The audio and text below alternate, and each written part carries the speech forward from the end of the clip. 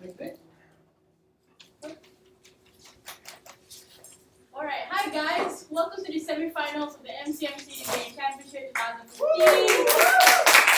Congratulations to all teams that made it to this round. In opening government, we have WSCC SA. In opening opposition, we have KDJ Sorhai. In closing government, we have umpire Portia and Becky. In closing opposition, we have WSCC AK. My name is Jay. I will be chairing this round. Joining me will be Deborah, Jasmine, Mr. Muga, and Ziyun. On the motion that this House will remove online anonymity, I would like to invite the Prime Minister.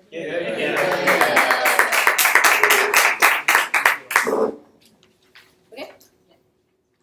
A person's identity is the last thing we have in this world in our fight against bigotry, in our fight to empower movements, and our fight to empower individuals. If a person cannot own up to who he is in the real world, we would rather him not own up at all. Less individuals online is preferable to individuals who cannot have a discussion that replicates and reflects the reality they live in. The position of opening government is perfectly simple. We think individuals have to have their real identity online. Social media networks can verify this through ID. The government can provide them data.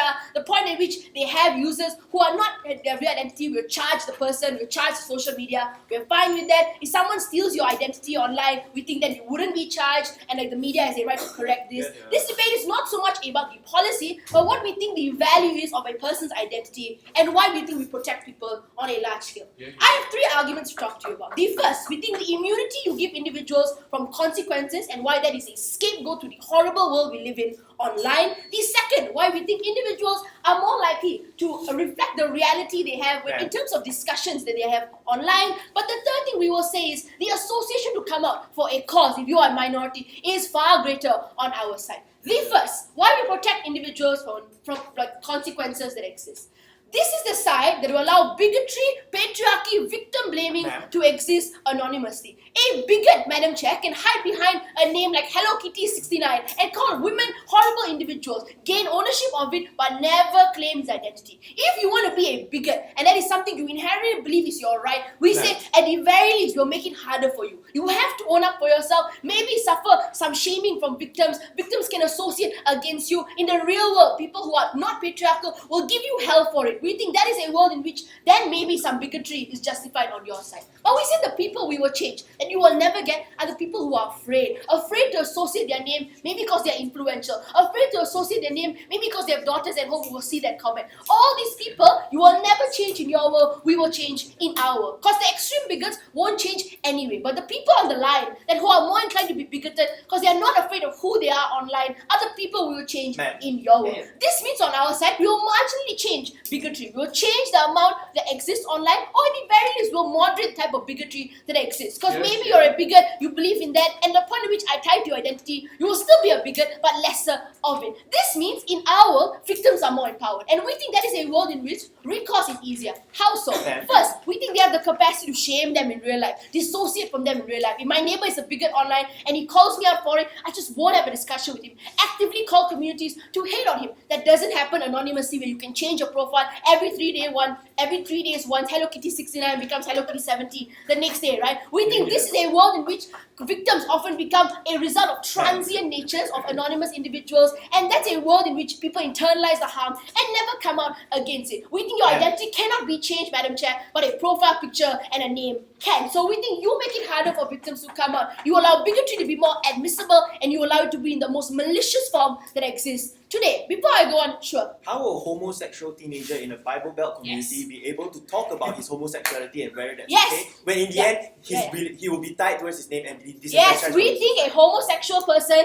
in a religious community, if he's going to come out, has to be reflective of that community. If he is going to come out in real life, and if he's going to come out in real life, it must be reflective. So if online he's going to say, we hate religion, we think it should be gone, he's never going to do that in real life. And we would rather him reflect the realities of the world than have an abstract discussion that will never come out anyway. So if less homosexuals come out outside, great, because we think it will never happen in your world, and you'll force individuals to always rely on the internet as opposed to fighting the real fight in real life. Have a seat. The second thing I will say, this is where we think identities make individuals more reflective of reality. Because the minorities you say that have a solace online will never have that solace in real life under your work. Because the way in which a homosexual individual in a religious community expresses himself anonymously is a result of the horrible bigotry that exists in real life. Correct? We agree that is a true reality in this world. But in your world, he will never be able to reconcile his reality with his online identity. And we think reconciling it online is the best method for discussion. Because if online you claim to hate religion and you think it's something you must destroy,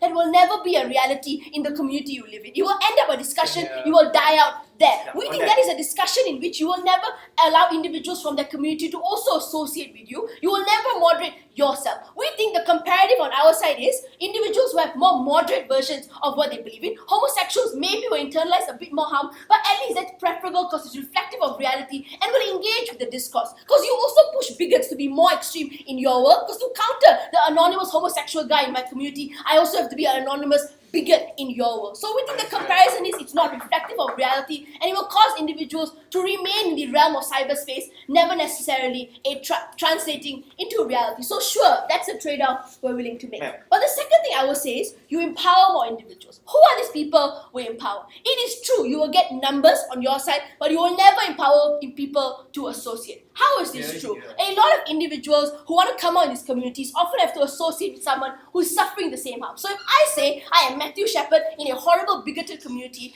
I know that person is suffering the same harms I am. I know that person is often a real individual that knows what it's like to be a homosexual person. As opposed to your world where he's anonymous, he claims that religion must be destroyed. How am I ever going to associate with him if I don't know he's coming from the same house I do? So you don't empower more individuals, you empower maybe a lot of individuals to have the same fight, but the fight is meaningless if it's not tied to the communities that exist. So we think that is a world in which you harm people. But the third thing I will say is the association to a cause. A lot of individuals want to associate with a cause but don't know how legitimate it is. I'll give you an example. So the Black Lives Matter movement is a movement that is empowered as a result of individuals on the ground. Eric Garner dying, Kenneth Chamberlain being shot when he asked for help from police. It is only a reality because we know people are behind those faces. In your world, you allow bigoted white supremacists to say it's just an attack on our race. It's the extremist Black Panther movement. It's someone online somewhere who's just trying to make us worse. It's not real people. It's just an attack on us. Anonymity allows individuals to take ownership over a cause that is run by a minority and defame it, remove the face of it. So in our world, people are more likely to associate with a cause because they know it's a reality. They know this person suffered, and we think the point at which we can garner empathy for a dead individual because he has a face is a point at which will empower more people to associate with that cause. Maybe some people will be scared, but the people we will empower will fight the real fight in the real world. Maybe they will die in a bigoted community. Maybe they will be discriminated. But that is a world in which the fight is real and the fight is reflective of reality, not a world in which it remains online. Maybe this person will have solace, but die a closeted homosexual. We are supremely proud to propose. Thank you very much. To continue, I will invite the leader of all.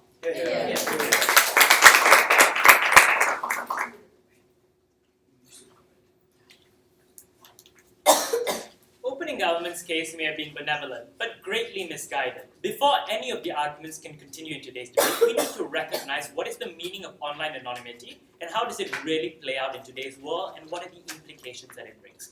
Online anonymity means that you are anonymous towards the other people who are using the internet on the same site, or other people who are reading the comments that you are making, other people who are reading the posts that you are making. We are not here standing on today's house defending hate speech. We are not defending any of these dangerous things. The fact of the matter is, the people like the government can come forward and check your IP address. They can come forward and search who is this anonymous username linked to. It doesn't mean that you cannot have regulation. It doesn't mean that you cannot stop bigots. The avenue for you to stop bigots is still there. We agree. It may be slightly harder on our side to find these bigots, but we tell you it is a trade-off that we are willing to make in today's debate for a number of reasons. Before I continue to our substantive matter, let me engage with a few questions of rebuttal. No, thank you. For that. The first question of rebuttal. Now, they wanted to talk to you about bigots. They wanted to talk to you about solving the problem with minority groups. We feel that although this is benevolent, it is greatly misguided because at the point in which you are targeting a specific individual, saying he is a bigot, she is a bigot, these people are bigoted, you lose focus of the real matter at hand, which is the community as a whole that has certain views, as opposed to countering the narratives that exist in society in order to develop more understanding. No, thank you for the minorities. You instead choose to target these individual bigots. So if we assume that on their best case that the bigots continue to exist on our side, we say that it is even worse on your side when you choose to target individual bigots as opposed to targeting the problems that are underlying within that community. No, thank you. And as to why they have that matter of thought. And let me tell you why this is it. Because if you're going to target an individual bigot, it is far stronger rhetoric for that individual to go to his supporters and say, look, these liberals are targeting me. We feel, no thank you, that the point in which you enable anonymity to exist, it is far, far, far better on our side. So if your contention is bigots, we feel you make it even worse on your side because you focus it on individuals instead of the underlying problems that are at hand. Second question, on the issue of solace and on the issue of coming out, and this is something that is very important in today's debate. So we do agree, we are defending minorities in today's debate. The important question that has to be brought today at hand is, how do these individuals in the first place want to come out, or how are they facilitated to come out? We feel that this is generally no thank you. From them being able to achieve help online, from them being able to talk in posts and engage with other people. And this brings me, no thank you, to my third question of rebuttal on the idea of empowering individuals to associate. Recognize the fact that empowering an individual to associate does not have to come hand in hand with a name. It is perfectly possible for you to be able to say that I'm a person, no thank you, living in this state. I'm living here too, I'm facing the same kind of discrimination as you, but you're not pinpointing their direct name. They do not need to reveal that in order for you to be able to associate with that individual. If I was another individual, for example, living in Nevada, I hear there's another person in Nevada facing the same kind of problems as me, but I don't know their name. That doesn't mean they are not able to associate. They are still able to associate with the cause, associate with the problems that the other individual is feeling. We feel that it's a gross mischaracterization, no thank you, coming out from their side. Fourthly, on the reality because of the name, you have to recognize that the discrimination that is coming out is a totally different kind of idea. When they talk about the fact that Black Lives Matter, that is something which is very objective. You cannot discriminate people according to a race. It is recognized greatly in society. The fact is, the other kinds of discrimination that we are talking to you about do not have a general consensus yet in society. That is why it is far more problematic and why individuals perhaps from LGBT communities need the extra form of support and veil of anonymity in order to come out. It is, of course, like nobody in the room will agree that they are wrong. The problem is that there are certain pockets in society that may not agree to it, which is why the veil of anonymity is important. No thank you. Let me start with the positive contribution that we bring to you in today's debate. Now I'll talk to you about, no thank you, about how online anonymity truly protects these vulnerable groups. This is something important in today's debate because you have to recognize that yes, an individual who is LGBT in the Bible Belt may be able to read the articles online of how it's okay to be LGBT. They may be able to read the articles on how I can come out. The problem is a lot of these no thank you people need personalized discussions. They need to talk to other individuals and they need the veil of anonymity in order to do so. So obviously if you were in an LGBT forum, you would not want your friends to find out. Obviously if you're making tweets, like a lot of people make private Twitter accounts making tweets that they don't want people to know it's them because it is their way of coming out, their way of expressing themselves to the world. You harm all of these people because now they are no longer able to do that. But before I continue, Patrick. So the progression that's happening on the ground is also happening online as well. Which one is more important, knowing an anonymous account that may just be comfort food or knowing an actual person that I can contact for help because he and she share the same similarities? So there is a vast difference in what you want to talk about. You have to recognize that the progression you are talking about on the ground need not necessarily be happening in the state that an individual is. Therefore, if we have to talk about the Bible Belt, the only way in order for this individual to recognize and to link with a more progressive movement is through the anonymity because then the harms of the bigots around him will not accrue rule to that individual. It is a vast difference. Yes, America as a whole is becoming more progressive, but if you want to serve the pockets that matter where the minorities are still being oppressed, then the question is, how do you facilitate that? Something only we can serve you on our side when we give you the anonymity.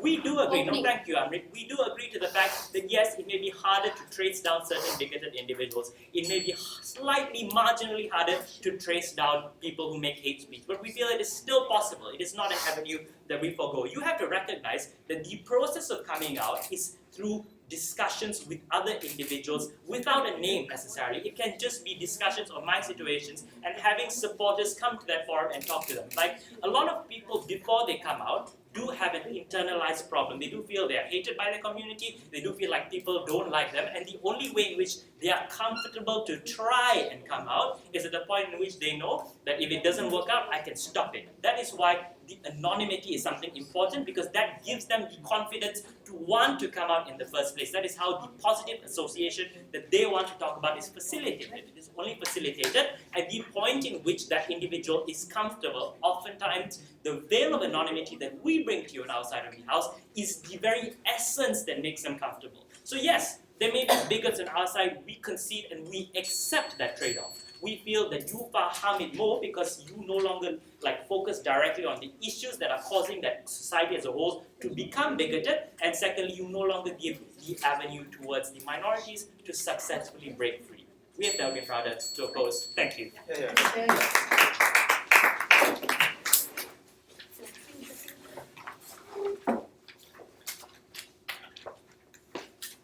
Thank you very much. To continue, I would like to invite the Deputy Prime Minister.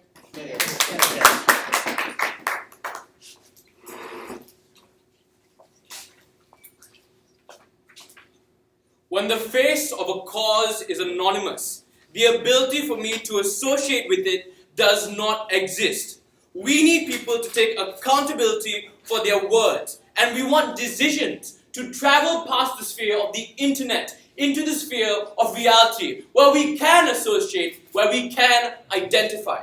The first question I will ask to team opposition is, should we, or how does online anonymity affect the world? Because the first response from them is, we have the IP address of these individuals to track down. Therefore, your logic works against you. Because if your justification is the IP address, then these bigots can also use the IP address of minorities to track them down and hurt them. So you're not protecting them in your side. The trade-off is that the benefit doesn't exist either way if they're anonymous, because we cannot reflect on their identity and their ability to connect with other individuals. But will they track down the bigots? Because you live in a society where there is no law to punish bigots online. So what your society will do is protect the anonymous bigots online, because you live in a patriarchal society. You're going to let these individuals go scot-free. In our society, where even if they are anonymous, at least we know their names. At least we know where they're from. And this gives us the opportunity as a community to rally against them,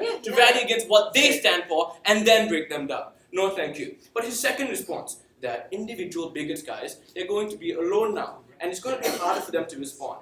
Well, you can see that there will be a smaller group of bigots compared to that in status quo. Because when more people are afraid to come on, you're going to have less of a giant majority of bigots screwing you gay people up on the internet. We prefer if it's a smaller group to a bigger group, because one, this empowers discussion that groups can have against each other, because it's more equal. But two, no thank you. We think that if it is an individual bigot, we're fine with them going against it. We're fine with all the attention being focused on them, because at least now we can look at this individual's identity. His cause is reflective of the society he's in. And if he's in a community, it's also reflective of the community that they're from. Therefore, it's better if they're on their own. It's better if they're in a group, because at least now we know why that group feels this way and where these feelings stem from. That's why it's better on our side either way for individuality. But even if we think that if he's an individual, he still will take accountability for his actions, and the identity makes it reflective.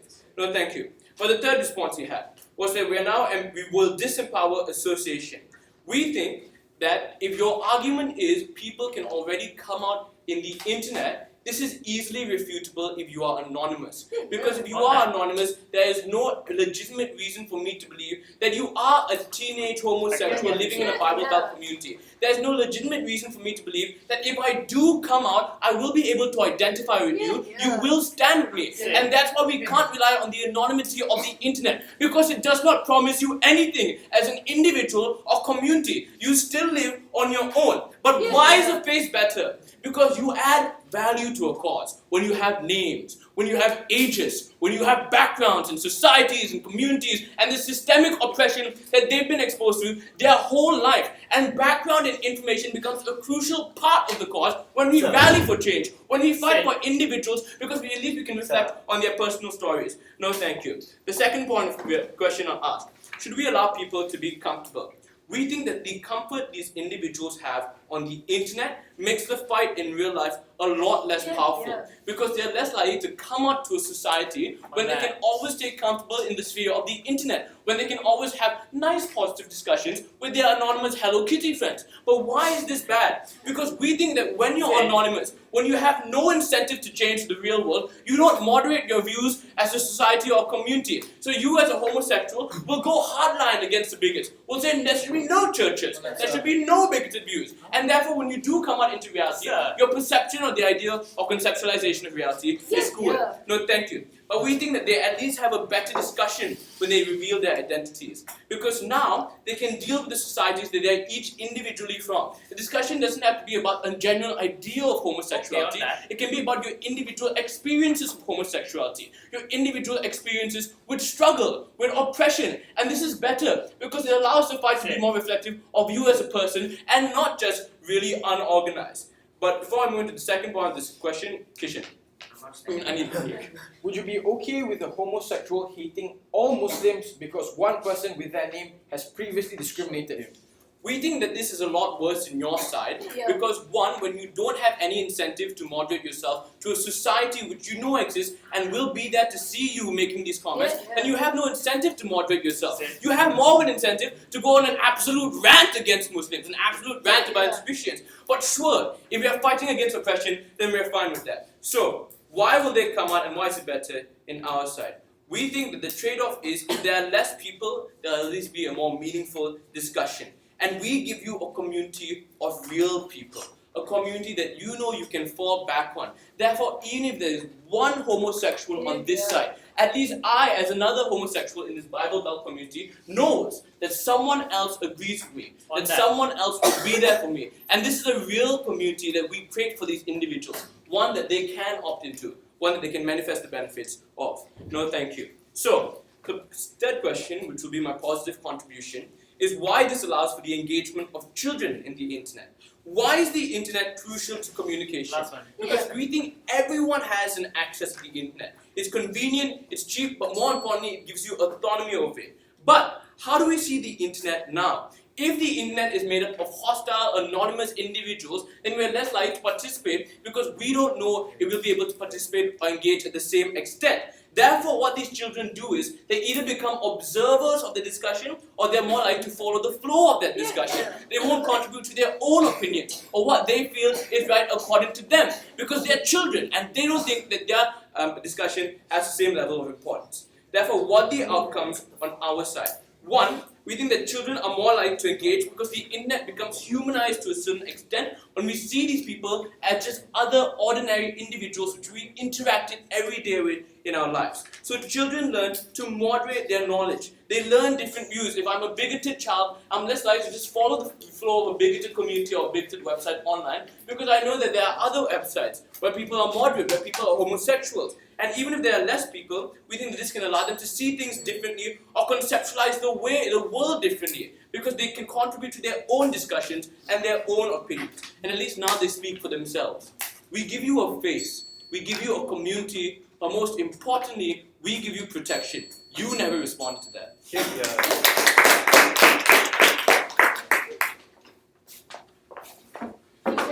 To wrap up the opening exchange, I would like to invite the Deputy Leader of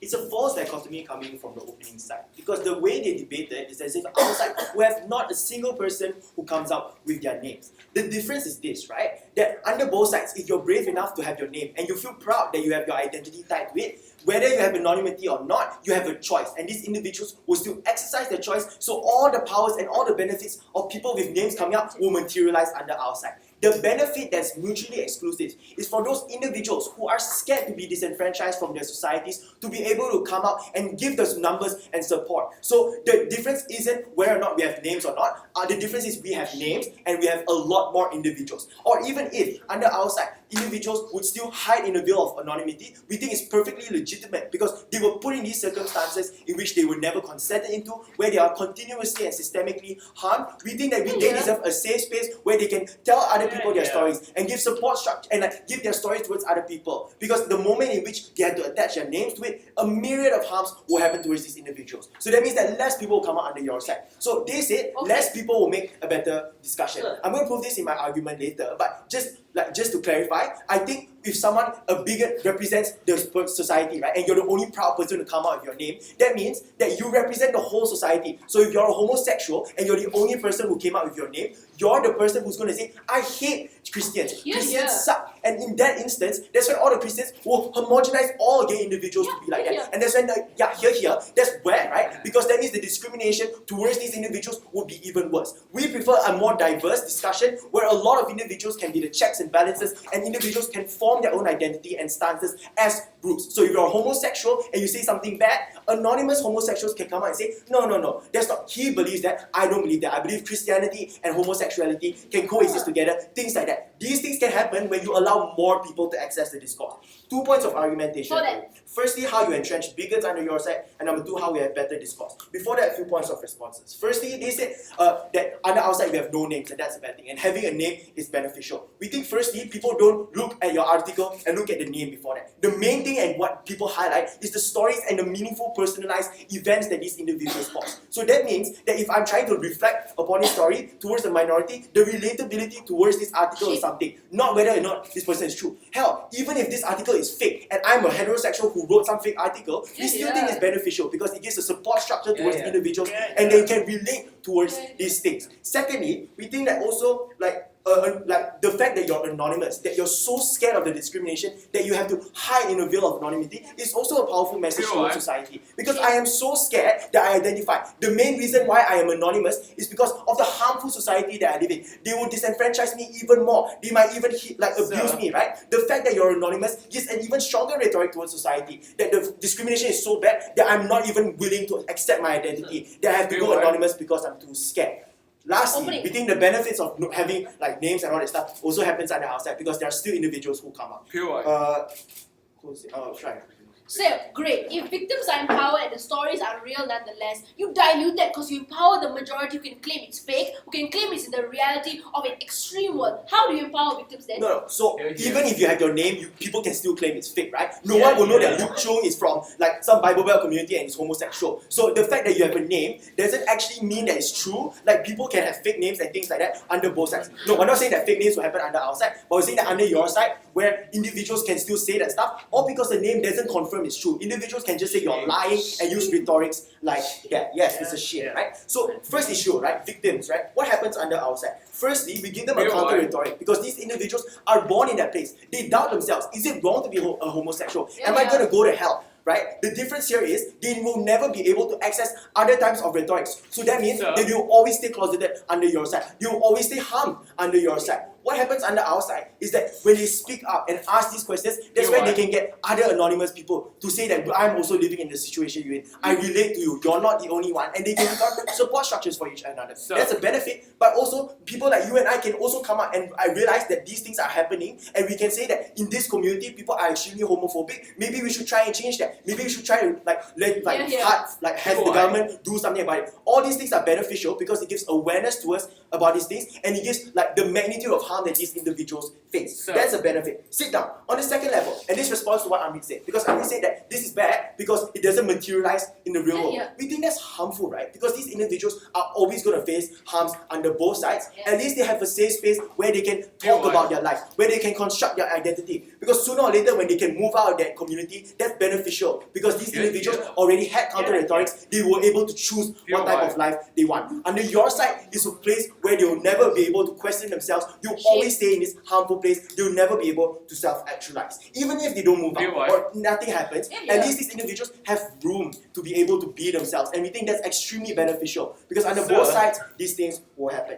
Sit down. Lastly, right? And here's the thing, because Amit told us that bigots misuse the internet and they can also hide in the veil of anonymity. Yeah. We don't care, because under both sides, these bigots will continue doing it whether it's anonymous or not. So even if you're not doing it on the internet, you do it in real life. All these Yeah. bigots exist. Feel The why? difference is, under our side, at least we'll allow victims to be able to come out also. So there's counter rhetoric towards the bigots. So under your side, yes, Yeah. there'll be less bigots coming out, but they'll still be around, right? Individuals, like, you need to understand that the hierarchy in these instances are that the bigots control every single thing Yeah, towards yeah. these people. This Feel why? means that under your side, you'll always be under them and nothing can happen. At least under our side, we give you room to fight and we give you room to speak up. Second, so fourth level of this, right? What happens if they don't? This means that these individuals will be forced to stay in this place where you'll always question their identity and think I'm going to hell. In the end, right? So the net benefit under our side is that this may not be true, but this may be true to some individuals, that maybe they'll feel empowered to come out of the closet. And this is beneficial in this area because you give other rhetorics, saying that there are people who exist and I am proud of myself. Maybe the leader of that place comes out and says, I'm a homosexual, because he realizes there's nothing wrong. All these things are beneficial towards that community as a whole. Lastly, second argument, how do you entrench bigots, right? Because under your side, these bigots will always have these bigoted views. They'll never be able to go online and have these things. So if they're anonymous and they say some stuff, at least they receive a lot of criticism for themselves. That's when they question themselves and realize, is this true or not? Under your side, when you don't voice out your opinions, they'll materialize these opinions, teach it to your children, and that's where your echo chambers happen, right? Yeah. Because they don't question themselves and no one questions them. You will continue going on and on. So under your side, bigots will always remain. The discourse argument, which is already highlighted in my opening line, but it's basically when you have more diverse opinions, that means that you can materialize what you want as a citizen, what you want as a stance. I'm extremely proud to oppose.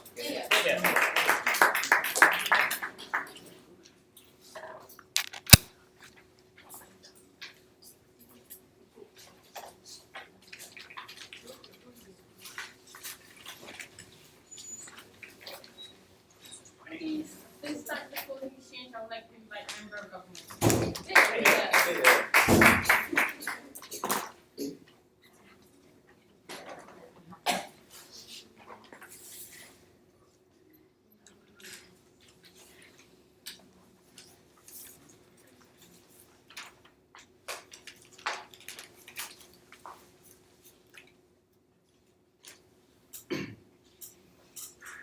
The side of opening government talked about mainly the minorities, on the LGBTs and also suddenly about children.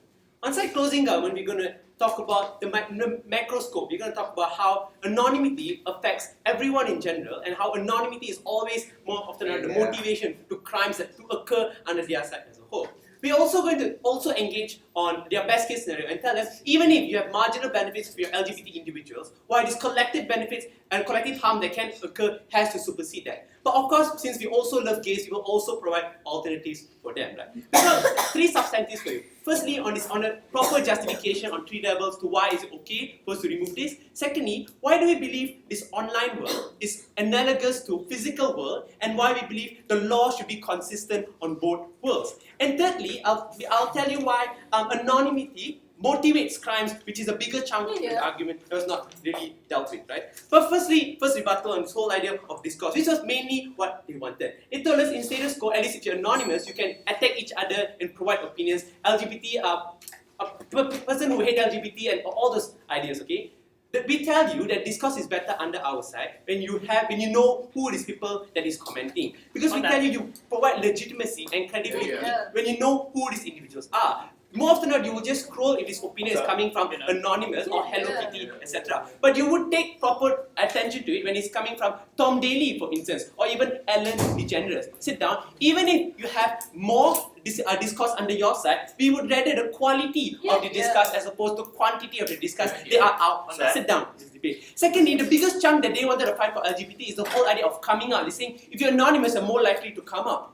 Coming out does not mean that you are anonymous and expressing yourself. Coming out means that you're proud of yourself and you want people to know that you are homosexual. That does not mean you label yourself as anonymous. That means you label yourself with your name, your identity. That is the coming out. That is the hashtag out and proud movement or the LGBT movement, not your idea of anonymity. Right? Thirdly, this whole idea of safe space. We tell you it doesn't exist on their side because your online forum is never a safe space. Safe space means that you only have one form of opinion that makes you feel happy. The online forum, be it anonymous or not, you always will have differing opinions and dual opinions. So this whole idea of safe space does not exist. It's just a random word that is thrown by them. Sit down. I will engage more of them in the first substantive. Let's just go into it. When do we remove things or any laws or ban something? Three things. First, there has to be an intrinsic harm. Secondly, it has to be least intrusive method to do it. And thirdly, there must exist alternatives for whatever benefits that this thing used to provide. Let's talk about the intrinsic harm. I think this is a given. When you're anonymous and you're more likely to commit whatever crimes because you know you can get away with it. But that's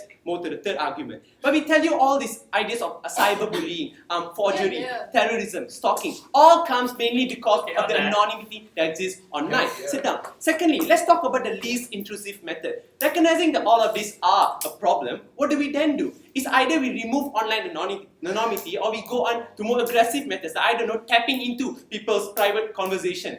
Cough, cough, quarters motion, right? We tell you all of these instances are even more dangerous compared to what we're doing now, which is just removing the online anonymity. But thirdly, do alternatives exist and this tackles and deals with all once and for all? The marginal benefit that they talked about is that minorities need to be given a voice and anonymity is the best way to do it. But the huge harm that exists is that all the crimes that will affect the majority itself, the collective benefit that comes under our side will trump that. But then again, are your minorities really forgone? We tell you the examples of when laws are taken over or privileges are taken over, rather. Let's talk about the ownership of guns in Australia. Up to the year 1982, individuals had the right to bear arms, or rather the privilege to bear arms. But after this massive shootout that killed over 200 individuals in this public sphere, gun laws were taken away from them.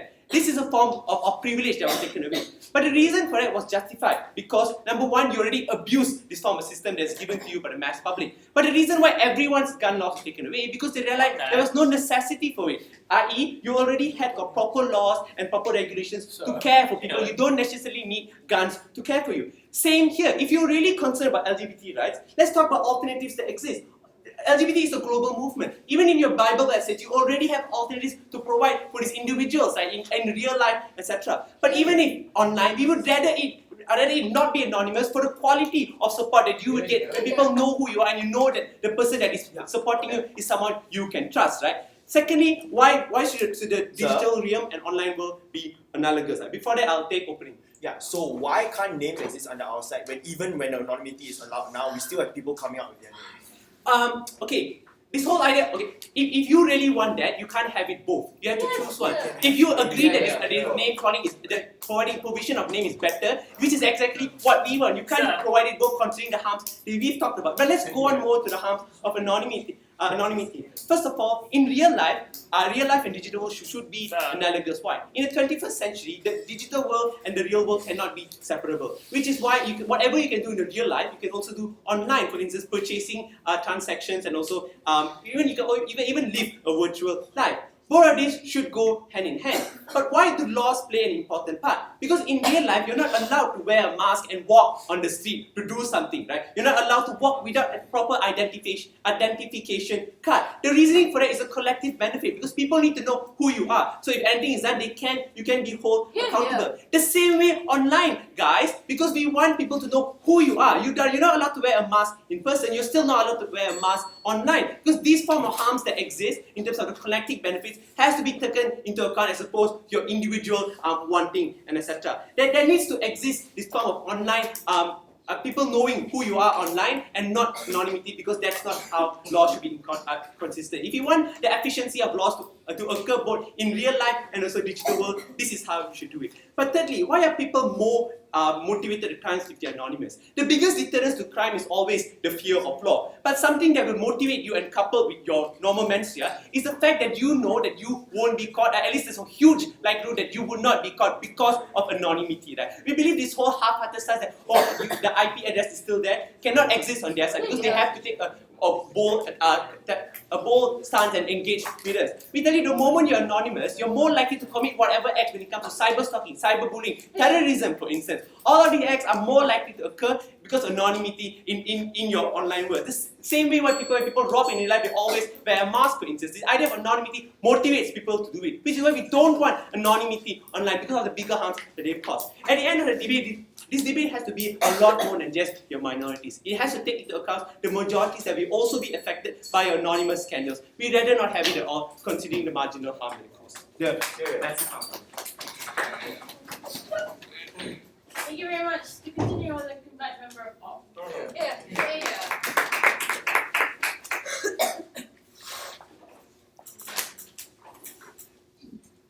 The position of CEO in this debate is very simple. One, we're going to prove why anonymity harms the process of bigots and how they affect individuals on the ground. We'll be the first team to engage with opening government on this. Secondly, we'll prove why relatability bred under anonymity is much better to those that need it, why creating that identity harms the individual that needs the support that you so crave and die. I said that wrongly. Thirdly, why anonymity aids benevolence under our circumstance? Why it's the only method in challenging the state under circumstance where individual rights have been violated? Why anonymity is the last step in allowing individuals to save their own liberties when states don't protect them. But before that, I'm going to ask two questions to prove why CG is out of this debate. One, CG's only nuanced debate was crimes, which is obviously what this debate is not about. We would support the Patriot Act, obviously, right? To the extent of which it doesn't harm another individual, or free speech to subjective opinions. That's what the debate's about. Anonymity, having the ability to exercise your bigotry and your liberalized opinion to the extent of not harming another individual, to the point where you harm another person. Credit fraud, online schemes and robbing, the debate isn't about that. The same way we violate your own autonomy when it comes to harming another person, we would do the same thing with anonymity under your paradigm. The same way we violate your personal space when it comes to warrants on your home. But even if it was the debate, which they're still going to try to make it about, right? Under their circumstance, it becomes far worse, because when criminals have to commit crimes now, it needs to be premeditated. It has to be in the face of individuals. They need to incapacitate children when they kidnap them, and incapacitate individuals when they harm them. It needs to happen in the real world, where people need to be harmed for them to submit into a crime in comparison to a pedophile, which won't harm the individual. So comparatively, your harm is far worse when they need to commit that crime, because under both circumstances, they will need to commit the crime to get money anyways. They will commit the crime and harm the child because anonymity didn't convince the child to submit into it, which means we have better chances of saving that person under our circumstance in comparison to your paradigm, where the individual is incapacitated. But the second nuance that they gave is why anonymity should be analogous to the real world. This clearly shows why they were exhausted by their opening, but even if it wasn't, right, to the extent that we argue that we are not against anonymity and the real world being analogous when it comes to crimes, I've already responded to that. But secondly, the online world is not supposed to be analogous to individuals. It's supposed to be an escape for individuals to explore opinions that they wouldn't otherwise say in the real world. The comparative is you're supporting individuals not having any clout in explaining their opinions and not having any ability to experience those opinions. You have to defend individuals not trying out other opinions or not favoring certain sides under certain circumstances. But if not, I'll still respond to opening government later. Sit down. I'll respond to opening government and I will integrate all my responses within these three questions. Right? What about bigots? Secondly, whether there's better relatability under our paradigm. Thirdly, why there's benevolence. Firstly, what about bigots? Extreme bigots won't change. The premise of opening government's case, we agree. These are the individuals that will still have comments tied to their names and will still insidiously discriminate women and homosexuals and not harm them. The debate is how bigots were on the fence. The people who wouldn't go out in public and protest the same things they say on comments. And there are a lot of reasons why individuals do this. A, they have grown up their entire lives in conservative communities where they are forcibly indoctrinated into believing specific values, but they are not hardcore enough to exercise it in the real world, which shows they have no ability to defend themselves, which shows that their threats are empty under various circumstances. These are the people we can change. They are victims of circumstances and they don't have an ability to defend their opinion because they have been taught their whole lives that opinion was correct. Under our circumstance, when individuals are flooded with liberal opinions, a counter-narrative to the conservative the conservative states of Mississippi, Missouri, and Louisiana, which you don't have an ability to give them opinions for. These are individuals who have the ability to change their narrative. They might be victims and forced to create opinions that harm other individuals, but their threats are empty. When they are faced with counter narratives, there's a higher probability for them to accept the reality of the world and become individuals who are changed for the better. The comparative under your paradigm is arguably harmful. When they have no ability to exercise their opinion or question whether their opinion is correct, it's either they give their opinion or they don't. And they'll be forced to stay silent, but they will still insidiously discriminate women. They will still not hire women under various circumstances. Sit down. They will still not hire women. They will still discriminate women because there's no other counter narrative. Because giving a counter narrative comes at the expense of themselves being harmed and themselves being tied to your opinion. The truth is, a lot of us are cowards, but we are cowards that are willing to change the moment our opinions are confronted within us and the moment we're given a counter narrative. Means we can change bigots, but you have to defend a larger pool of people insidiously discriminating women and harming individuals who are homosexual because they just don't have a counter narrative. They go back to the same churches in Louisiana and Missouri and they don't have any counter narrative. We can change those individuals, deal with that nuance. Opening. So in your world, in our world, we have less liberals coming out and less bigoted individuals existing. They will be insidiously discriminated, but the online world is safe for people who can come out, victims who will have recourse. How do you make it better for them? Second question, why is there better association under our paradigm? Association happens better when it's absent identity. This is why I'll deal with why it's not a better place for these individuals in the online world. If people are trying to break out of conventional norms, the people that they will relate to the most are not the people that share the same opinion, but the people from the same demographic. If you are a woman who wants to be progressive, but at the point at which there's no anonymity and a conservative woman comes up and tells you that you shouldn't be progressive, these are the people that they will relate to the most. It won't be the person with the same opinion, it'll be the person with the same cultural background. You have to defend a woman coming up and telling all the progressive women on the ground that you shouldn't be progressive. And they'll relate the most to these individuals, which means under your paradigm, when you take identity into account, when people are faced with identities that are similar to theirs but don't share the same opinions, they will buy into those opinions. The comparative on CO is much better. When there is no identity, people only take opinions that agree with them. That means even if someone else is a woman, you still won't agree with their opinion and you want to be progressive. But when they're already in echo chambers and women come up and disenfranchise individuals, or homosexuals come up and disenfranchise individuals and say you shouldn't come out because it's so harmful to these individuals, this is where you demoralize these individuals. Absent an identity, people can still relate to opinions and formulate opinions. But under your paradigm, when identity is existed, the very role models that people trusted will be the people who turn down on them, the people who are against them. The women that they believe should be empowered will be the people that tell them it's harmful. This is the relatability that is so harmful. We agree that comparatively, you won't be able to trust someone who's anonymous, but the relatability to their opinion will affirm your own decision as an individual. And even if it's still comparatively better than your outcome where individuals are harmed. Thirdly, what about benevolence? It's not always about bigots. People are always against the state under certain circumstances.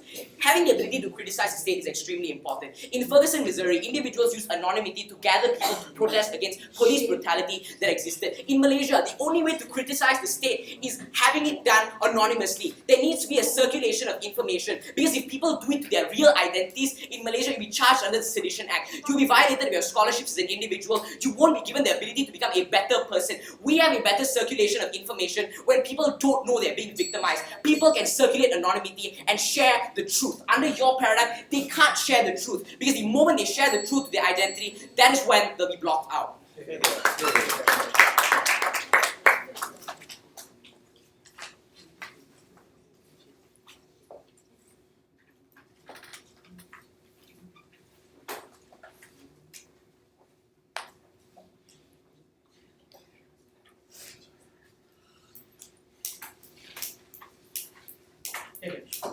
Yeah, thank you very much. To conclude the debate outside of government, I would like to invite the government.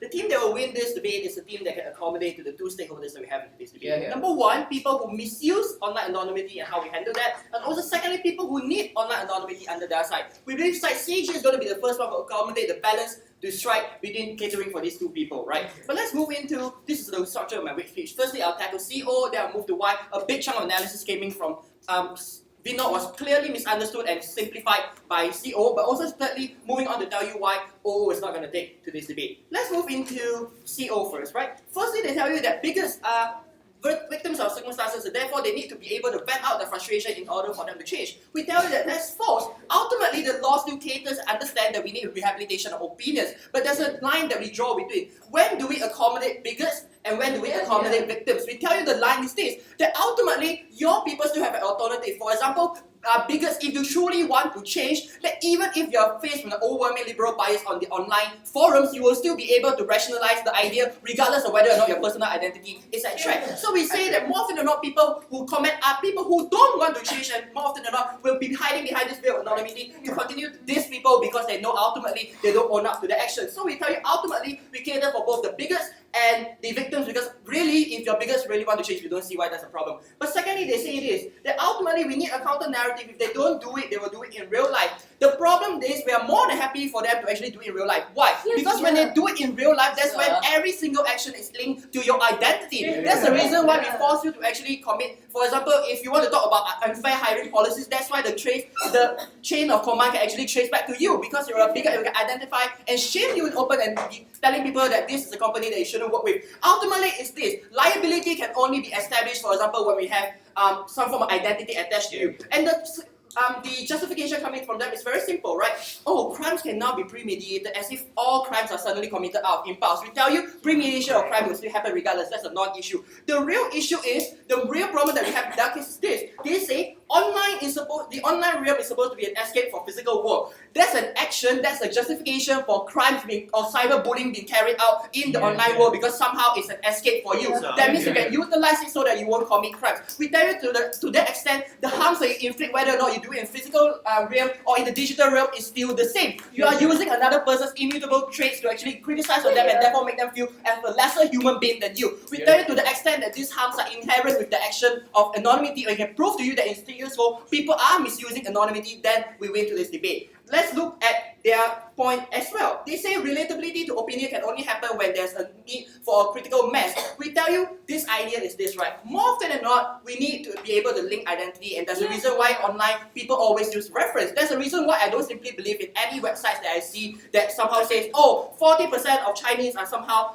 having better genes, right? This is false, because we always need that form of citation. Similarly, we can never trust online posts, because we can never understand whether or not is it truly 34 persons who are identifying with that, or just one person having 34 accounts to actually tap into that account. That's why we tell you more often than not, the posts that we have in real life is more reflective, and therefore this form of reflectiveness is very important, because we tell you the assurance that you want to instill in people and if you want to empower victims is understanding that there are people out there who are suffering from you, and therefore if always I need a safety net to fall on, I can always relate to these people, right? So we tell you the relatability to opinions are stronger under our side when you link an identity to it. But also they say this idea, the only way to criticize state is to have online anonymity. No. So if by your best case scenario, even if you can criticize the state and somehow do something about it, you will never form any form of change. Why? Because therefore, your idea will only seem as a deviant opinion, and therefore no one is being able to own up to their opinion to actually say the state is bad. That means any form of action that they have right now, even if you have a critical mass, the government is going to say that, oh, these are people created by 34 accounts and by the same individual. So we say any form of long-term change can only happen when you have a critical mass on society that can actually tell you. So for example, if I need to go online and see whether or not people criticize and people like people debating in a very heavy Chinese accent, I need to see that there are real debaters, for example, out there who are confirming my view. I cannot have a person saying, oh, you are okay, we love you, and the next thing you know is coming from Vino who's sitting next to me because you don't want me to screw up in this semi-final. So we tell you ultimately, the linking of identity to that certain opinion is extremely important if you want to truly internalize and recognize that that is a very powerful message that you want. Done with them, they are out of this debate. Let's move with, they have another speech by the way. So let's move on to opening opposition. Somehow they say this, that more often than not, you need the action of this single individual will be deemed homogeneous. The problem that we have with their idea is most of the harms are not mutually exclusive. That means if they want to say that the actions of one individual can be homogenized into the representation of the entire group, that can still happen when you are anonymous. So in fact, it's more harmful because on Reddit now you will see more people saying the same thing, and therefore you cannot relate whether or not it's true. Now, but the powerful message of society is this, right? More often than not, they say that it's good because when people go anonymous, therefore we will tell society that the people majority are treating minorities badly. We tell you the bigots will now be further empowered because they think they're entitled to the opinion that the bigots really don't belong here and their presence are online, offline, and therefore there's really no need for us to change because everything is fine. The only way you can address the people on the ground is that We tell you that more often than not, the idea for online anonymity for them to be able to be present themselves is not to cater to this because to change the opinions because you yourself consider they will never change. It's more often than not to act as a form of assurance to the victims and therefore we are the ones that only truly believe that. They say this also, materialization, we need them a safe space. We tell you it will no longer be safe space because when you're anonymous, you will still be exposed to ideas that are condemning you for your immutable traits. So we tell you, more often than not, it's only when these people are present and you can link it back and people can support you with the real identity. That's the most powerful one you have a chance to. Yeah. So in this safe space argument, yes, because under both sides, whether they're on the internet or in real life, they're going to receive discrimination from bigots. But at least online, they receive some confirmation and some backing up from like liberals. Why is that? That's a very nuance that you understand. The opinion will still be the same. But when do you draw the line between it being an assurance and a confirmation of you opinion, or is it a comfort food? Because ultimately we tell you that a lot of things online are not trustable because we can never truly understand what the source is. So for example, even if a person say I come from a similar background and therefore you must be able to do yourself, we tell you ultimately number one, this is not going to have any real impact because the people are going to think that it's not real and it's just basically to affirm their own and make them feel happy. Or secondly, even if they want to do something, there will be no one to support them at the end. So we tell you this is the difference of this. The debate has to happen in the current climate where there's already a progression in society. That means we tell you, regardless of even in the Bible state, there are always enclaves of minority who are out there to support you already. CG is going to at least make it through this debate. Why? We have three issues that were never argued by them. We are the first team to actually tell you the legality of it and why exactly does the state have an initiative to actually ensure that the laws that apply to the physical realm is also going to the digital realm. But also we tell you that more often than not, the motivation behind crime are not necessarily bank frauds, but more often than not cyberbullying. It's also because they think they can always get away with it. The minute you tell them that you have to be liable for your actions, chances are the chilling factor will be better. And the justification of removal is the three criteria that we not painted to you that were never engaged by them. In order for them to win, they have to do all these things. Never be proud to propose.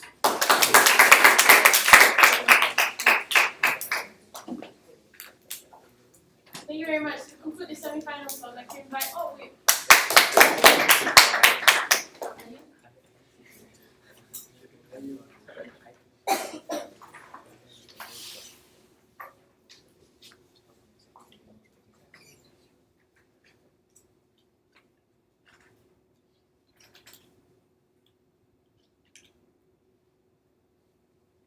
Facebook was created to allow people to connect to each other, like across the world, wherever you're from, whatever identity you have. But also, there was a trend recently in 2008 where individuals started putting Naruto characters and made up Naruto names as their profile names and putting Naruto pictures as their profile pictures. We think that it's extremely important for an individual to realize that his identity is something that he has control over. It's important that the state does not enforce an identity onto an individual and tell you that you cannot divorce your identity if you choose to do so. Closing up will tell you why it's far better on the other side, why we win this debate. I'm going to answer one very important question on two levels of analysis. How do we achieve change? Two things. Number one, how we change bigots. Number two, how we change closeted homosexuals on the fight for homosexuality. But first, something that doesn't necessarily fit in. Will there be more bigots in the world, or which rhetoric will be more dominant? So opening government told us what's going to happen is when there are going to be less bigots in the world, or less anonymous people, less bigots will exist, but also less people will come out of the closet. This is untrue, because bigoted opinions in a conservative society are things that are accepted, which means that the fear for a bigot to come out is significantly less than the fear for homosexual to come out. Therefore, by nature of those conservative communities, it is far more likely that all these other bigoted rhetorics are ones that are more dominant and more prevalent. Which means an individual, even if he doesn't come up as a homosexual online, he is prone to those ideas and he's prone to the ability to believe that within those circumstances, he is never able to combat those rhetorics or he's never able to obtain a counter narrative. Within those circumstances, we provide an equal platform for individuals who choose to say that their versions or their rhetorics are not as popular because under the outside of the house, they don't have to fear condemnation within these circumstances. They don't have to fear that they will lose out to these rhetorics because everyone is on their side. No, thank you. Let's move on to issues. How do we change bigots on the ground? Firstly, gentlemen, side government will tell us that it's important to change bigots by identifying why they are bigots. The first level of response will tell you is that this isn't a necessity. We'd say that in a lot of circumstances, the fact that you know the problem already exists is sufficient for you to take down the particular issues. What is the problem with labeling an individual or homogenizing individuals and their ideas? We say that now you enforce, in order to correct these ideas, you have to form targeted policies to a specific group of individuals to force them to change. This means that the homogenization under their side of the house is significantly worse because you make the inferiority complex of homosexuals significantly worse as well. So if an individual goes out to a Muslim community, he's able to believe that there is no chance of integration because all the policies that help me are targeted towards every Muslim out there. I should be afraid of Muslims and I should never talk to them because they would never accept me. This is a harm that we're not willing to accept because at the comparative, under our side of the house, the benefit of the doubt exists. Individuals within these circumstances can interpret this particular instances and say that only the extreme hate me, but not everyone else does. Therefore, it's extremely important to maintain that form of ambiguity because at the very least, individuals are able to believe what's in their favor. This is significantly more valuable because at the very least, it gives individuals hope. So even if it's not the reality, at the very least, these are individuals who have a better reason to fight for their cause instead of them understanding that there is no possible chance to change individuals on the ground. I'll take closing. Why is it a must for you to bear your identification card in real life, and why can't we extend it to the online forum? Engage with us. Right. So we think that your identification card doesn't tell you your sexual preference and all those other things that make you controversial. These are things that are generally accepted as a whole. So they have to engage with whether or not escapism is something that's generally important. And here's where we talk to you about homosexuals. Sit down. First of all, Ishamin, we say that they enforce a punishing burden onto homosexuals to tell them that you are unable to have your individual escapism by virtue of your responsibility to other homosexuals because you have a responsibility to fight for on-the-ground change. This is extremely selfish of side government because it tells you that individual you cannot make decisions for yourself and your liability to your community is significantly worse. Why is this a harmful responsibility that you impose? It means that these are individuals who are less likely able to value their fight for their community, but more likely able to value their fight for themselves. Therefore, the fight for homosexuality or homosexual liberation as a whole becomes immensely harder under their side of the house because we force individuals to adopt this responsibility and not have them internalize themselves. But secondly, on this idea of relatability, their side of the house told us it's important to have names because you know it's real. That's not true.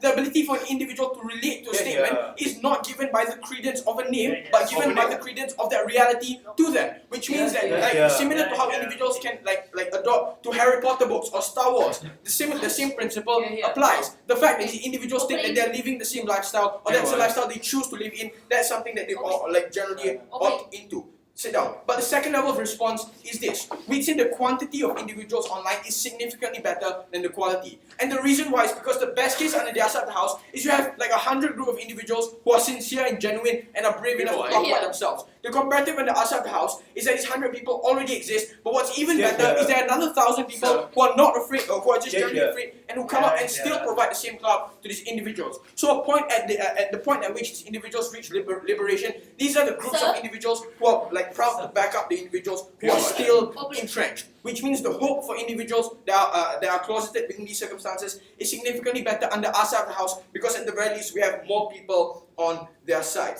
Sit down. But the last thing we're going to tell you is why it's significantly more important to allow escapism to exist. And this is something that all sides of the houses fail to realize. We'd say that it's extremely important for an individual to realize or come to a point of stability before they actually want to make a change. This can only happen when the individual realizes that he has an opt-out mechanism to all the abuses that happen on the ground. The only justification from closing government was to tell us that these are individuals who have alternatives, like going to other institutions or other organizations where they meet people of the same kind. It's not the same thing. These are individuals who go home and suffer the same oppression. These are individuals who go to school and suffer the same oppression.